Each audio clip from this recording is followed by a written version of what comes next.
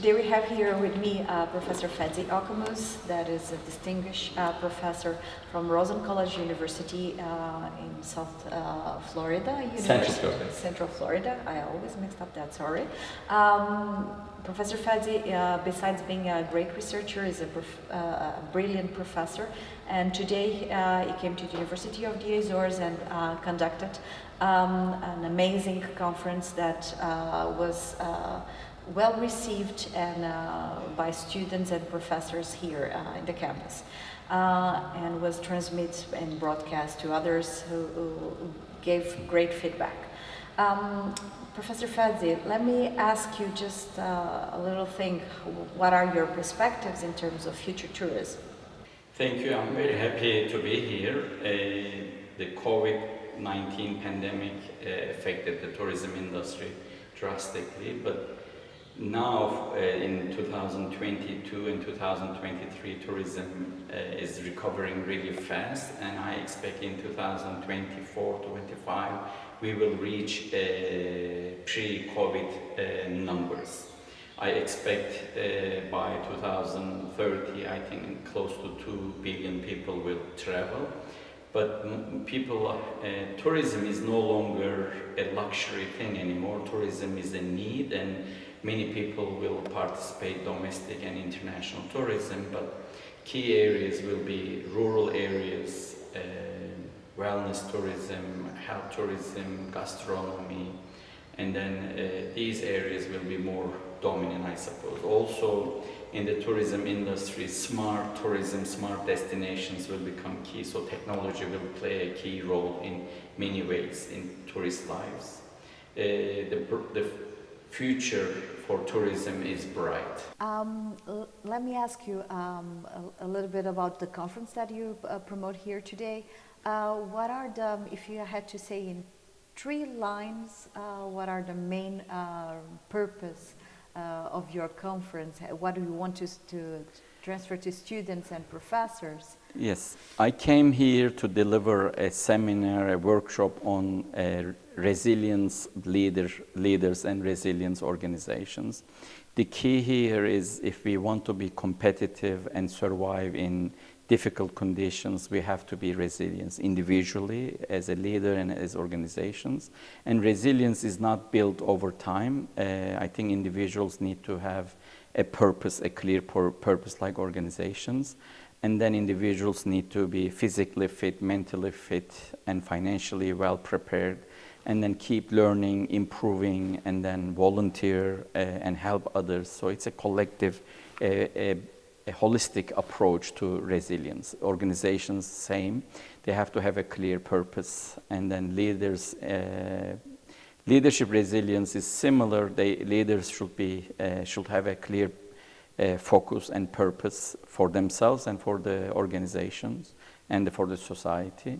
And then they keep working physically, mentally, and they should be decisive, help others, develop others, and then communicate well. So it takes time, but we need resilient leaders to have resilient organizations. Thank you.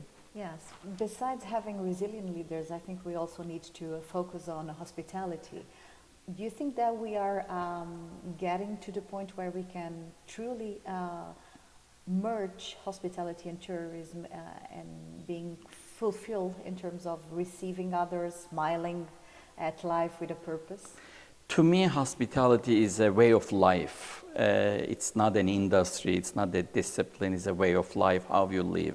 Hospitality means you help others, you treat others well, you're professional, you support others, you do good things, you welcome everyone with an open heart and you develop others. That's the hospitality.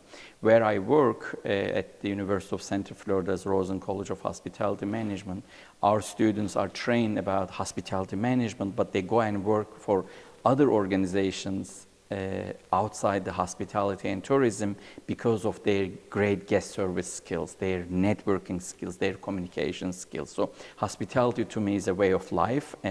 It's not just in tourism. To me, again, tourism and hospitality is same. Tourism is for people who travel from their homes to others. Hospitality is treating people with respect, offering them food, drinks, accommodation, and great service. I don't see a clear distinction between tourism and hospitality, but we need hospitality everywhere, including universities, banks, in all industries.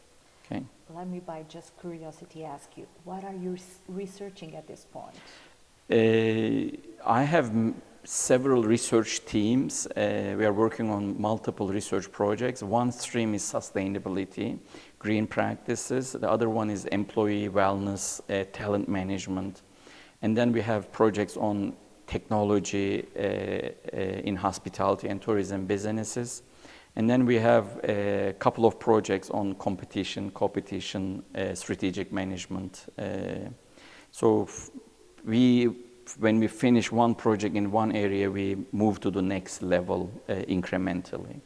So some interesting projects, especially sustainability and green practices and employee engagement, I'm excited about. So you have here in the Azores a wonderful research field. So let's keep in touch in that. Yes, line. yes.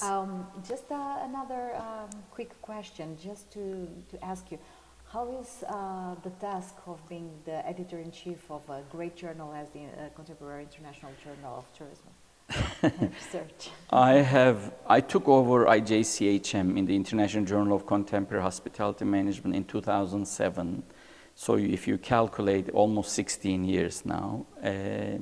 Initially, we were receiving 70 to 100 submissions a year in 2007-8.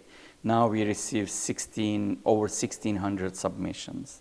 So being an editor, so many people think it's glamorous, but it's a lot of work, time management, and being fair and making informed and fair decisions. I have a wonderful team, several senior associate editors, assistant editors, senior associate editors. They all have different tasks, and I oversee the process. I reject most of the papers and I accept all the papers, so final decisions are always by me. It's wonderful seeing the journal, how it has grown from 100 submissions to 1,600 and an impact factor. But mostly it's wonderful to help junior and senior researchers to publish their work. We are now, I don't see myself as a gatekeeper, but as a support mechanism, support person. Yes, we reject a lot, but we still try to help. But it's good to see how impact we have made to the field in terms of creating knowledge. Yes. That's really good. Thank you. Let me ask you, if a young researcher wants some tips how to publish, what do you advise him to do? Young researchers, you don't become a good researcher overnight. They have to be curious and keep reading and reading and reading, and then have a specialized area in terms of topic. If they want to focus on green practices, they should focus on that area, become an expert, and then learn new methodologies, not everything, but one or two research methods really well, and work with their advisors, research advisors closely, and they will get a lot of rejections. That's normal. Even myself as a senior researcher, I receive many rejections. But the key here is be curious, love what you do, and be hungry for knowledge and keep reading, writing. And the ultimate goal is to, perhaps a little bit arrogant, but dream that you want to become the leading researcher in that field. So that will motivate you. If you don't aim to be number one, you cannot progress that much. If you just want to publish, it doesn't work like that. And also in the projects they work, it's okay to be second, third, fourth early, but later they should lead the projects by themselves, do everything by themselves, learn everything. Don't rely on others in terms of literature, methods, or analysis and writing. And it's a journey, and as long as they love what they're doing, I think they will get there. I would say that is a resilient journey. Yes, they have to be resilient because they will get a lot of rejections. Can you tell me a little bit about your course, your pathway as a researcher and as a professional in tourism? This is an interesting question. Very few people know that I am an accidental professor, okay? I never wanted to be a professor. I wanted to be an entrepreneur. First, I wanted to be a hotel GM, general manager, then become an entrepreneur, have my own businesses. But there was a crisis in 1990 after I graduated. I think Iraq invaded Kuwait, and the tourism industry wasn't doing well in Turkey, where I'm originally from, where I was born. And then one of my professors became a dean, director of a hotel school, hospitality school, and he said, Fevzi, come and teach 1 year, and then after that, I could go back to the industry and work, because the tourism industry during that year, 1990, wasn't doing well. So I joined Erciyes University in Turkey, and to teach 1 year, and then I started my master's, and then taught 2 years, and then started my PhD, and got a scholarship, went to England to Oxford Brookes University, did my second master's and PhD, and I'm still planning to go back to the industry and become a hotel GM and an entrepreneur. But here where I am, I didn't intend to become a professor, an academic, but life, yes, but I'm happy to be a professor because we have trained thousands of hotel GMs and perhaps hundreds of entrepreneurs. Thank you. Okay, in that line, what advice would you give to students and professors that are working and researching in the tourism area? I think for students, if they love this industry, if they love serving and working hard, they should stay. If this industry is not for them, they shouldn't waste their time. And this is the largest industry globally. They can have so many jobs, so many good jobs, and also promotion to senior levels. If you start as a frontline employee, 6 months later, a year later, you can become a supervisor. 1 year later, you can become a department director, and then several years' time, you can become a GM or manager. And then I advise students to travel and see other destinations, other countries. And that's my advice for faculty, researchers. It's a huge industry, a huge field. There are a lot of research opportunities, teaching opportunities. Technology is there for them to use.